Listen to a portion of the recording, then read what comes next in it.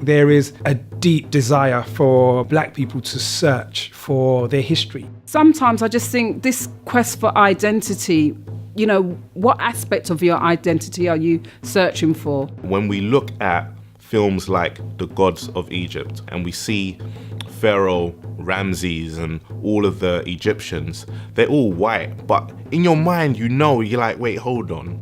This is based in Africa.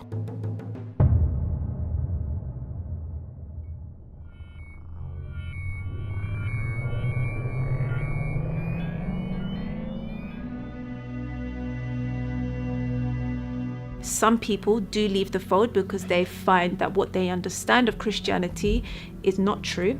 People are digging way back before Christianity and before Judaism and looking at Egyptology and looking at the background of the black man and thinking, well, where do I fit in all of that? It's stumbling into new narratives, new ideas and religions that affirm them. They don't have to compromise their identity. They don't have to apologize for being black. Nowadays, if a pastor's preaching a sermon, you can verify a lot of what they're saying. When people were growing up, a lot of times we didn't have this information available on Google at our fingertips. All the crass things that young people is becoming their norm today, the world are talking about it, but the church don't seem to be engaging in the normal everyday conversations that young people want to engage in. They kind of dismiss it, and by dismissing it, they're dismissing the people and isolating them and making them feel as if, their questions aren't valid.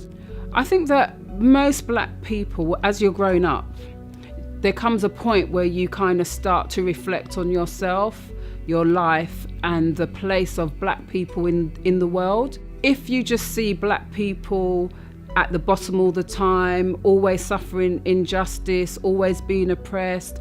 And then you look at Christianity and then you look at how black people came to be Christians, especially with regards to slavery. Yes, I can understand why people feel negative about it. People outside who are challenging Christianity, saying it's a white man's religion, it's given to you by the white man. A lot of Christians are not well learned in the scriptures and understanding the word of God. A lot of them don't know that for themselves, and mainly their pastors or an elder in their church will have that sort of knowledge, but they just have like a surface level knowledge.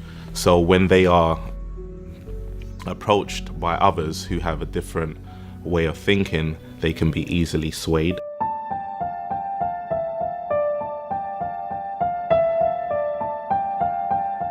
I left church and religion for two different reasons. For me, it just started off leaving the church, hearing sort of the same rhetoric every week. It kind of became a bit boring for me, if I'm totally honest. And I just felt like that wasn't the right church for me. But when I left that church, my mission was to find another one. I'll never forget watching a lecture, or I guess you would say a speech by Minister Louis Farrakhan. He wasn't speaking about church or religion. He was just speaking about what's going on with the black community, and he touched on some history, some African history. I didn't know much about African history, and so when he started speaking about it, I kind of got a sense of conviction in knowing that I don't know much about who I am and where I come from. And the more I started looking into our history, the idea of religion and spirituality and God started coming up quite a lot. And so, and a lot of it was contradicting what I knew to be true, growing up as a Christian. Once I guess, discovered, certain things, it became very difficult for me to reconcile that with the belief of Christianity.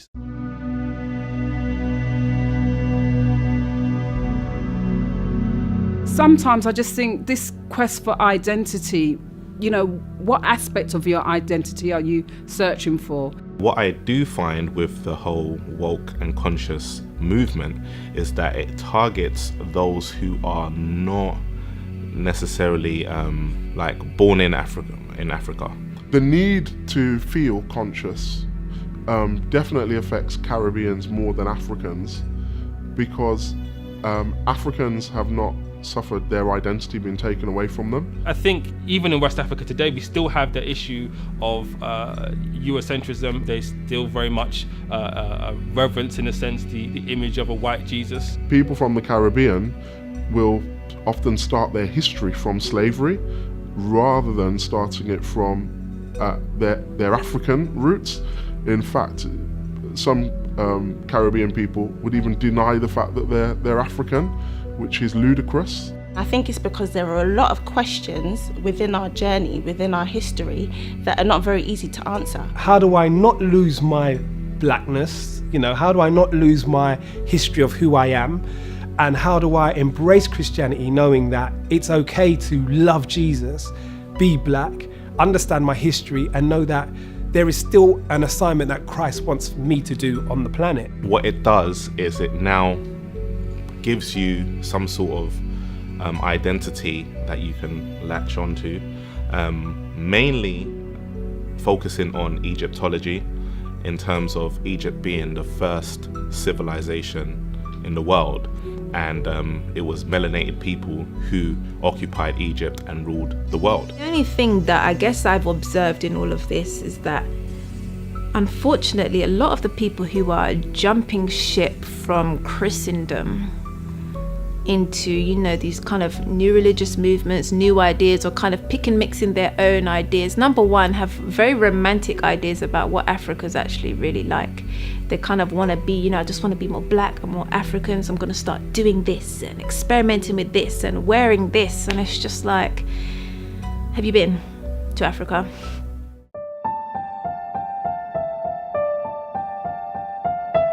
The most prevailing myths in this process of finding truth is that black people are only Christians because it was forced upon us in slavery.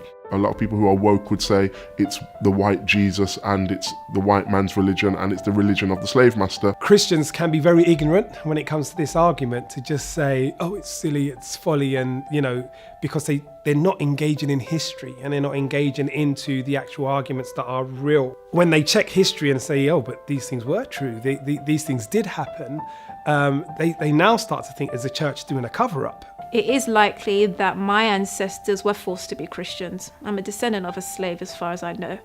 And so that in itself is problematic, but it doesn't mean Jesus doesn't exist. I remember going literally even this year to Sierra Leone, and they took me through the journey of the slave ships and when they came through, and where they had the Church of England church that sat in a certain place while they had slaves downstairs while they was waiting to be shipped off, and they had messages and preached messages, and it rocked my heart. As a black person, you sit and you think, how did this possibly happen? It means the way that my ancestors have received a version of the truth is a big problem. It needs to be readdressed. What we saw with the transatlantic slave trade was inhumane, and that was illegal.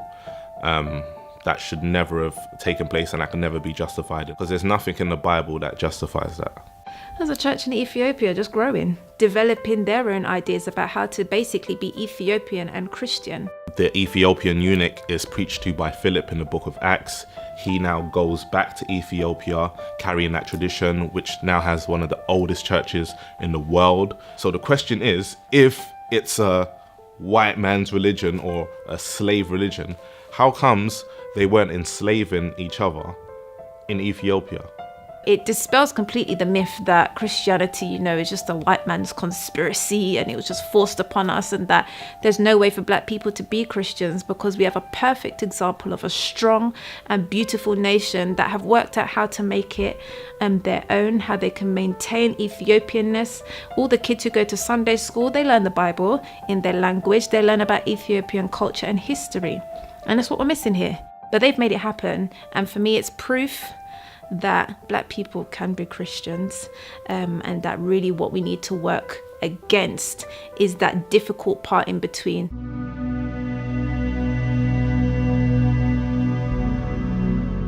It's clear as day that when we look at films like The Gods of Egypt, or we look at films like Moses, right, and we see Pharaoh, Ramses, and all of the Egyptians, they're all white, but in your mind, you're like, wait, hold on, like, this is based in Africa.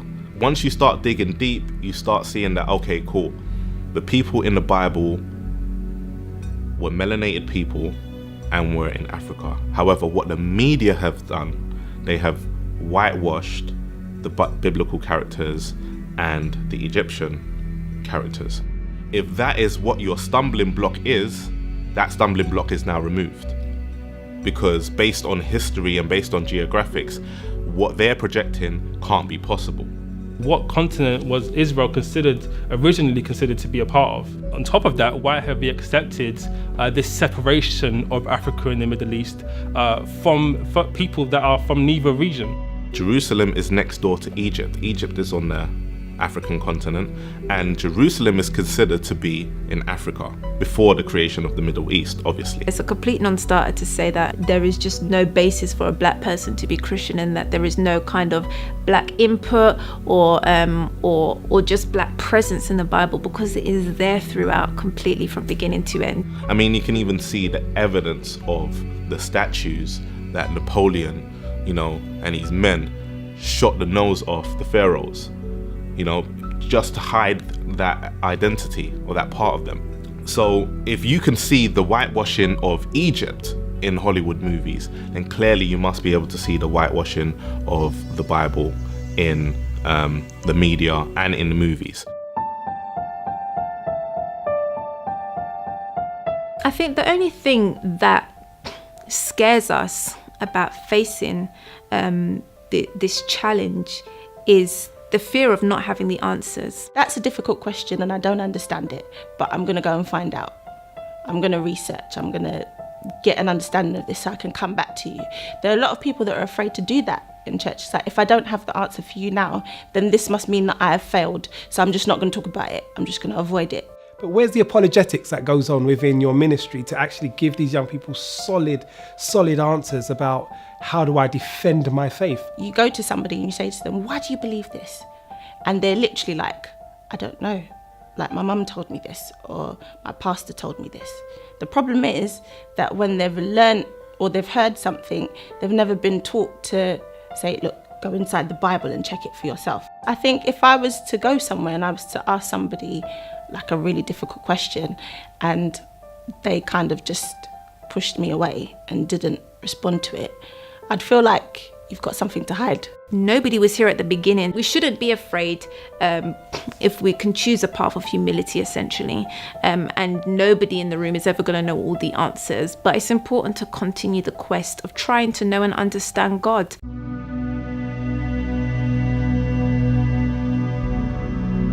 Give people a sense of how the Christian faith developed and grew, because sometimes people are just locked in and just feel it's just a European thing. The problem here is that young people are struggling to reconcile their Christianity with consciousness, and I think the church leaders, the preachers in particular, they need to wake up. They are the ones who are sleeping. Sometimes we can come to church and there's just so much focus that we should be like Jesus and messages about the parables. Let's put the gospel message in a historical context. There's a lot that if our young people knew, they would feel less disillusioned and actually more inspired to go on for God. Being a Christian is not about being black or white.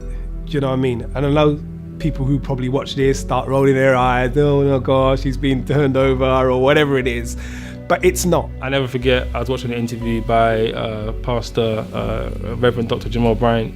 He was in an interview with George Bloomer, and he made a statement which I'm sure many people will take issue with, but to give context to it, he said he believes Christians are the most unintellectual believers on the planet. What he was trying to articulate was that many of them know what they believe, but have no idea why they believe it. Being very deliberate about the choices that we make and trying to understand those choices, because they change, and because sometimes we do things and we don't know why. As Christians, we need to be the ones that are saying stuff about what's going on at the moment, whether it's like in the black community or just in Britain or whatever. We need to be saying something. We need to be creating resources that equip our leaders to talk about these topics sensitively, taking away kind of, themes of dominance from the conversations, themes of authority, but dialogue, where the teacher is also the student and the student is also a teacher.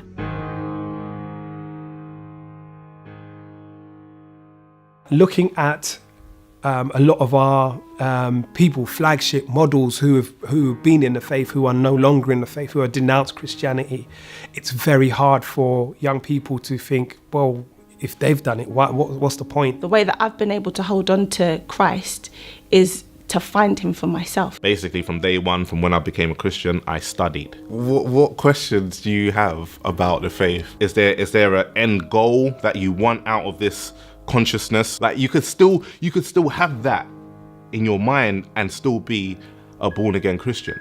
The Bible says we're transformed by the renewing of our mind. So if your mind is renewed, then you are conscious. What's the most important thing? Is it your national identity or your spiritual identity? What does the cross mean to me? What does it mean to all humanity? The Bible has a bigger message than just ethnicity.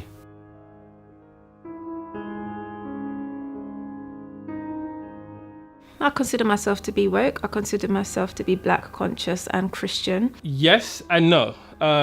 Yes, because again, I don't believe I'm the authority on consciousness. And I don't necessarily believe anybody is, so I don't believe I could tell somebody else that they're not. For me, as a conscious Christian, I'm interested in looking at the challenging questions and not just rolling around on the floor for 5 hours and, waking up and saying, Lord, I'm trusting you for every good blessing. Do you know what I mean? How I can make changes in the name of Jesus in the world. But also when I'm reading the Bible, what version am I reading? Where did it come from? What made people think that it was all right to enslave other people? It's important for us to be aware of what affects us culturally and socially, because as much as we have faith and we believe in God, we also live in a very real world. You need to be woke and be a Christian. I have started to question the Christianity that I've grown up in, and by doing that, by exploring, by looking into my ancestry and more about the Black agency, its contribution, I found more of Christ. I think you just have to look at some of the key figures within the Black church over the years. Of course, people like Martin Luther King, Reverend Jesse Jackson, like I said, the Harriet Tubmans, the Nat Turners, Paul Bogles.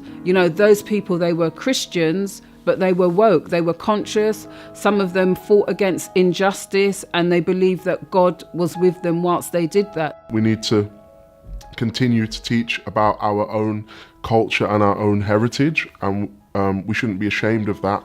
And sometimes there is a feeling that you have to kind of, suppress who you are a little bit. I think that's one of the things that the culture puts on Black people. And for me, one of the worst examples of that is this idea that we live in a colourblind society. Because to me, when you say that we're in a colourblind society, you're saying that you don't really recognise the fact that I'm Black.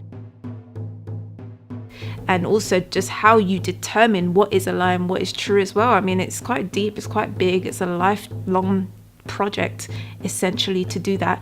Obviously the problem is, especially for me who is a believer, is that Jesus is actually going to come back. Do you know what I mean? So we can wander for all of our lives, but when Jesus is in that cloud, what side are you on?